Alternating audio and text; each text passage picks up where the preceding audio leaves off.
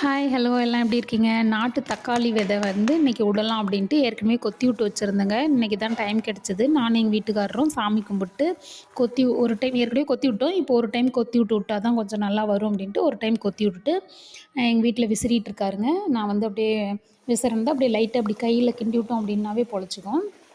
ஏற்கனவே நாங்க ஆபீஸ் நாத்து தான் நடுவோம். ஒரு 1 வருஷத்துக்கு முன்னாடி வந்து நாட்டு நாட்டு நாத்து தான். அதுக்கு முன்னலாம் நாங்க நாட்டு நாத்தே தான் நடுவோம். இப்போ வந்து ஆபீஸ் நாத்து நடுறதால நெறைய பேர் நாங்க உழவர் சந்தைக்கு போறதால அங்க அங்க வந்து ரெகுலர் கஸ்டமர் வந்து ஒரு 50 பேராட்டம் அப்படியே ரெகுலரா வாங்கிக்குவாங்க. 1 கிலோ, 2 கிலோ அப்படி வாங்கிக்குவாங்க. அவைங்க வந்து ரெகுலரா கேட்குறாங்க. "நாட்டு தக்காளி ஏன் நட மாட்டேங்கிறீங்க?" அப்படின்ட்டு. "கொண்டு வாங்க வாங்கிக்கிறோம்னு" கேட்குறாங்க. சரி அவைங்க கேட்கும்போது நம்ம நடலாம். என்ன கொஞ்சம் லாபம் கிடைக்காது. ஏன்னா தண்ணி பட்டாலும் அழுவிடும். வெய்ய ரொம்ப அடித்தாலும் வெம்பி போயிடும். சரி பரவாயில்ல மக்கள் கேட்குறாங்க. நம்ம விட்டு நடலாம் அப்படின்ட்டு நாட்டு தக்காளி விதை விட்டுட்டுருக்கோங்க. Okay bye.